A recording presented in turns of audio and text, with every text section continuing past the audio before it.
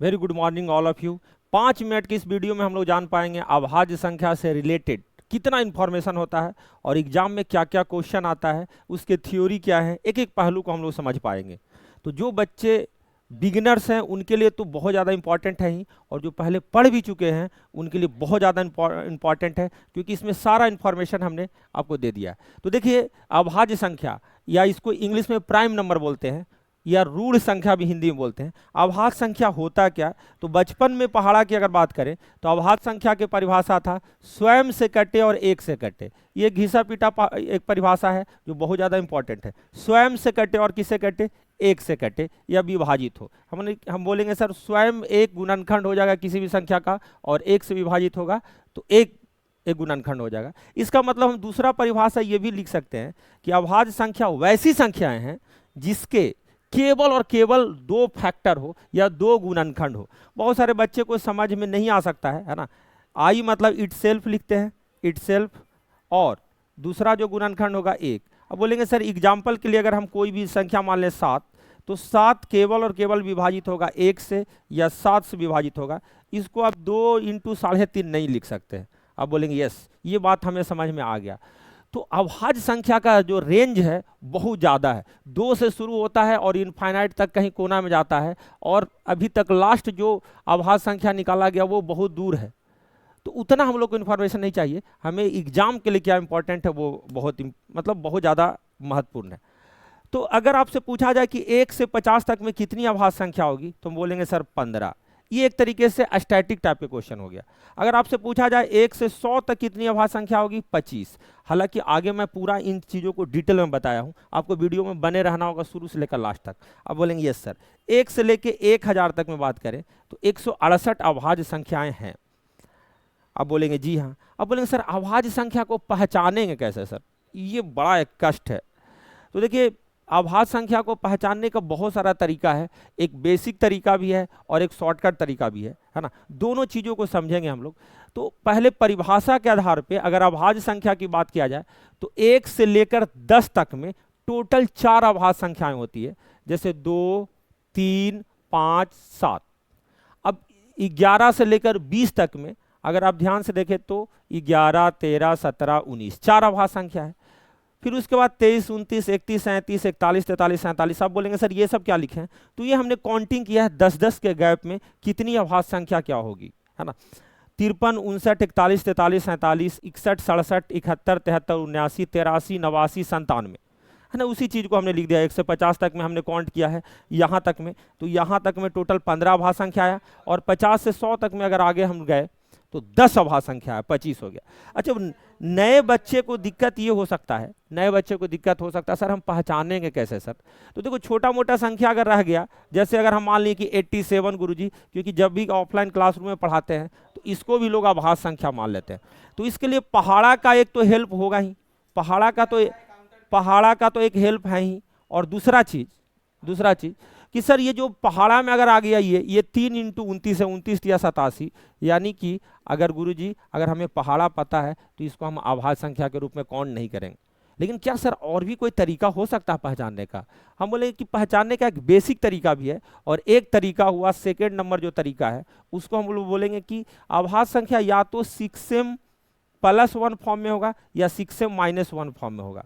आप बोलेंगे गुरुजी एग्जाम्पल के लिए समझाइए। एग्जाम्पल के लिए ऐसे समझाते हैं, जैसे 6 अगर ले लिए, m की वैल्यू अगर 2 ले लेते हैं तो 6 दूनी 12, 1 13 हो गया। 6 दूनी 12 कितना हो गया सर? 13 हो गया। और 6 × 2 12 - 1 11 हो गया। आप बोलेंगे जी सर, यानी ये अभाज्य संख्या।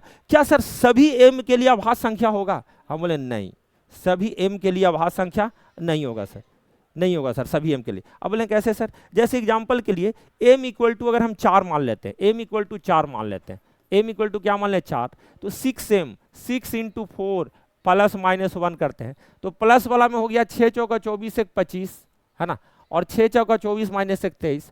गुरुजी एक माइनस वाला हो गया अभाज्य संख्या, लेकिन ये वाला नहीं हुआ सर। तो यहां से कंक्लूजन क्या निकाला जा सकता है वो समझिएगा। जितनी भी अभाज्य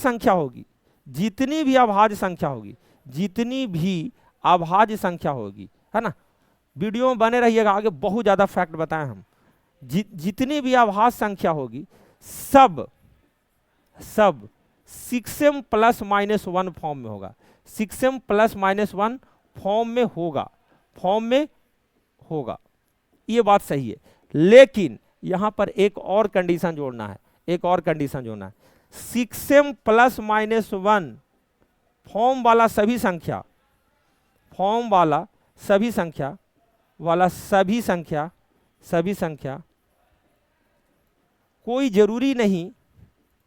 कोई जरूरी नहीं कि अभाज्य संख्या होगा ही, कोई जरूरी नहीं कि अभाज्य संख्या होगा ही। हिंदी का बड़ा इंपॉर्टेंट रोल है यहाँ पे, संख्या होगा ही, कोई जरूरी नहीं है, क्वेश्चन मार्क है। जैसे हमने अगर m इक्वल टू 4 लिया था बाबू, तो 6m प्लस माइनस 1 किए तो एक वैल्यू आया 23 और एक वैल्यू आया क्या 25 आया, है ना। तो +1 फॉर्म वाला तो नहीं हुआ। यानी कि अगर आप 23 के बारे में विचार करें, जैसे कोई नंबर हम बात कर लेते हैं 31, तो 31 क्या है 6 × 5 + 1 है, हम बोले जी सर, है ना। -1 करेंगे तो 6 × 5 -1, यानी कि अभाज्य संख्या था तो इस फॉर्म में हुआ ही, या तो प्लस या तो माइनस में। लेकिन 6m प्लस माइनस 1 फॉर्म वाला सभी संख्या जो प्रकृति में एग्जिस्ट करता है, कोई जरूरी नहीं कि अभाज्य संख्या होगा ही। यानी कि दूसरा तरीका हमारा पहचानने का हुआ अभाज्य संख्या, एक पहाड़ा। दूसरा तरीका क्या हुआ, 6m प्लस माइनस 1 फॉर्म में देख सकते हैं, जो कुछ हद तक सही है। लेकिन तीसरा तरीका सबसे बड़ा इंपॉर्टेंट होता है कि कोई संख्या अभाज्य है कि नहीं, उसको कैसे चेक करेंगे। एग्जाम्पल के लिए सर हम एक अभाज्य संख्या ही ले लेते हैं, एग्जाम्पल में 53 अभाज्य संख्या है कि नहीं है, इसको चेक करना। तो पहला चेक के लिए गुरुजी किसी के पहाड़ा में नहीं आता है, क्योंकि 53 एक बहुत छोटा संख्या है, ये किसी का पहाड़ा में नहीं आता, तो अभाज्य संख्या होगा सर। दूसरा तरीका सर 6m प्लस माइनस 1, अगर हम बात करें तो 6 × 9 - 1 54 - 1 एक 53 है सर। यानी कि सर ये तो ठीक है 6m - 1 फॉर्म में है सर, लेकिन सभी 6m - 1 फॉर्म वाला तो अभाज्य संख्या होता है कि नहीं। यहाँ हमें आंसर पता हो गया कि है आंसर, तो ये 6m - 1 को ये रिप्रेजेंट कर रहा है, ठीक है। लेकिन तीसरा तरीका ये होगा सर कि 53 के आसपास वाले एक स्क्वायर नंबर मान लें। जैसे आसपास पे बड़ा ही नंबर लेके चलेंगे तो ज़्यादा बढ़िया होगा। जैसे हम बात करें कि सर 53 से बड़ा थोड़ा क्या होता है 64 होता है। 64 एक परफेक्ट स्क्वायर नंबर है, और 64 का रूट अगर देखें तो 8 होगा सर। अब बोलेंगे जी सर 8 है। अब 8 से छोटी जितनी भी अभाज्य संख्या है, अभाज्य संख्या 2, 3, 5, 7, ये सभी अभाज्य संख्या से हम चेक करेंगे, है ना, क्या ये संख्या कट रही है कि नहीं। हम बोले सर 2 से नहीं कटता सर, 3 से नहीं कटता सर, 5 से भी नहीं कटता सर, 7 से भी नहीं कटता सर, इसका मतलब किसी भी अभाज्य संख्या से नहीं कट रहा है, इसका मतलब ये पक्का अभाज्य संख्या है, किसी से कटने वाला नहीं है। तो ये 3 तरकीब था जिसको आप समझ पाए होंगे। अब हम लोग आ जाते हैं और क्या क्या जानना जरूरी है सर। देखिए 1 से 100 तक में हम सभी अभाज्य संख्याओं को लिख दिए थे। उसमें अगर आपसे पूछ दिया जाए सबसे छोटी अभाज्य संख्या क्या होगी, तो 2 होगी। एक अभाज्य संख्या नहीं है, क्यों, क्योंकि एक का केवल बाबू एक ही गुणनखंड 1 है, एक ही से कटता है। अब बोलेंगे स्वयं से भी तो कटता है सर, तो एक जो है एक ही नंबर है ना। अब बोले जी सर, इसलिए एक अभाज्य संख्या नहीं होगा। एक मात्र सम अभाज्य संख्या कौन है, तो 2 है। इसके अलावा जितनी भी प्रकृति में संख्याएं हैं सब विषम अभाज्य संख्या है। मतलब अभाज्य संख्या के लिए जो कंडीशन है वो तो है ही, लेकिन विषम संख्या के लिए भी जो कंडीशन है वो सेटिस्फाइड होता है। इसीलिए सर जितनी भी संख्याएं होगी 2 के अलावा वो सभी विषम अभाज्य संख्या होगी। अब बोलेंगे जी सर सबसे छोटी विषम अभाज्य संख्या कौन है सर, 3। अब बोलेंगे जी सर ये बात सही है, लेकिन ये वाला बड़ा एग्जाम के लिए बड़ा इंपॉर्टेंट है, एग्जाम ओरिएंटेड जो हमने आपको लिस्ट बना के दिया है।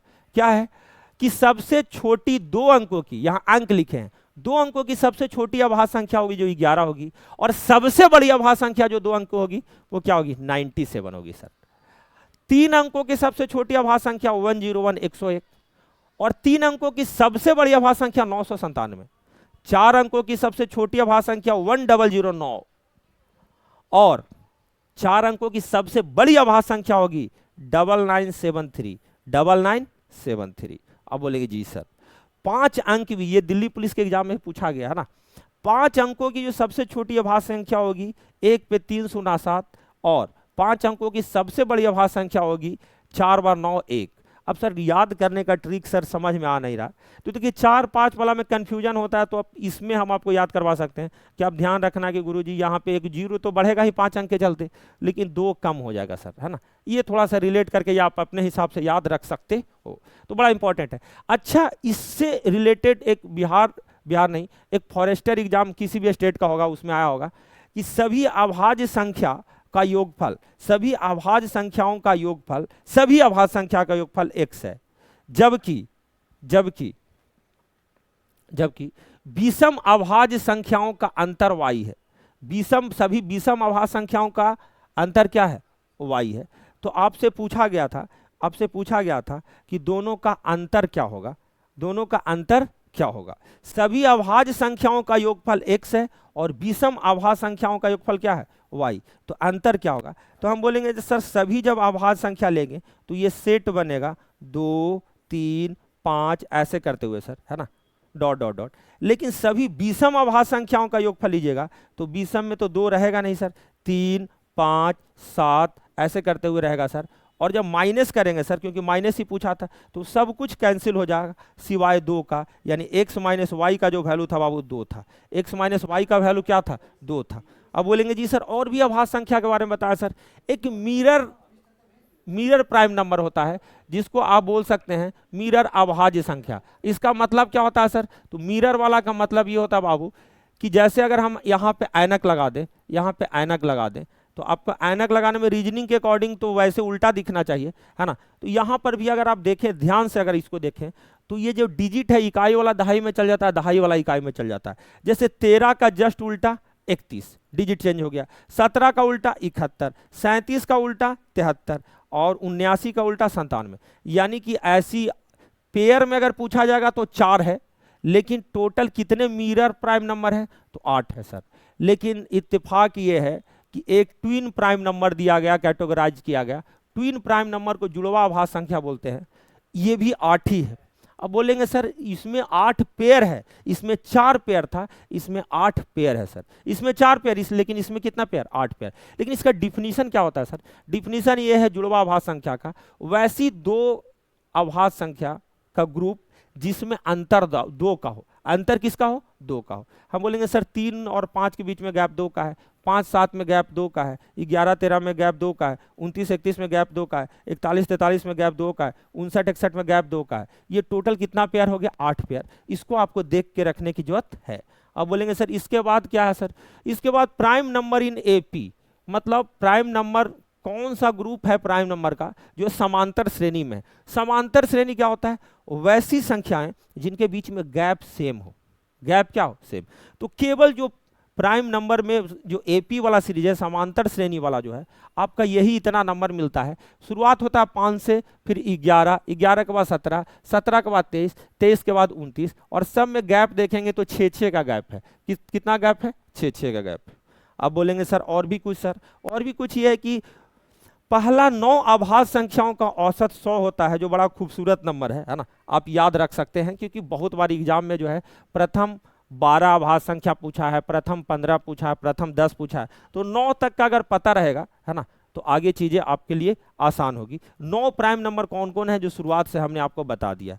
एक जो है इससे मिलता जुलता जिसको बोलते हैं को प्राइम नंबर, सह अभाज्य संख्या, उसको भी देखना जरूरी है। फिर उसके बाद ये वीडियो को मैं बंद कर दूंगा और इसके क्वेश्चंस जो एग्जाम में आया है उसको अगर आपको चाहिए कि सर इसी थ्योरी के आधार पे क्वेश्चन हमें दिखा दीजिए, सॉल्व करवा दीजिए, तो मैं नेक्स्ट पार्ट जरूर बनाऊंगा।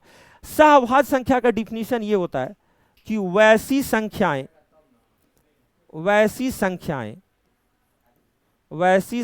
का पेयर, वैसी संख्या का पेयर जिसका HCF 1 हो, जिसका HCF 1 हो। इसको अभाज्य संख्या से कोई मतलब नहीं है, पहले बताते हैं, है ना। जैसे सहअभाज्य देखने में तो लग रहा है, लेकिन अभाज्य संख्या से कोई लेना देना नहीं है, इसमें कोई भी संख्या आ सकता है। जैसे एग्जाम्पल के लिए अगर हम मान लिए कि सर 24 तो सम संख्या है नहीं, और 24 के साथ एक विषम संख्या या अभाज्य संख्या 29, विषम संख्या अभाज्य संख्या दोनों है, तो 24 और 29 को ले लें तो ये सह अभाज्य संख्या का पेयर हो जाएगा। अब बोलेंगे जी सर क्यों? क्योंकि जिसका HCF 1 है, इन दोनों को अगर देखेंगे तो किसी भी कॉमन नंबर से कटने वाला नहीं है, इसका HCF 1 ही होगा सर।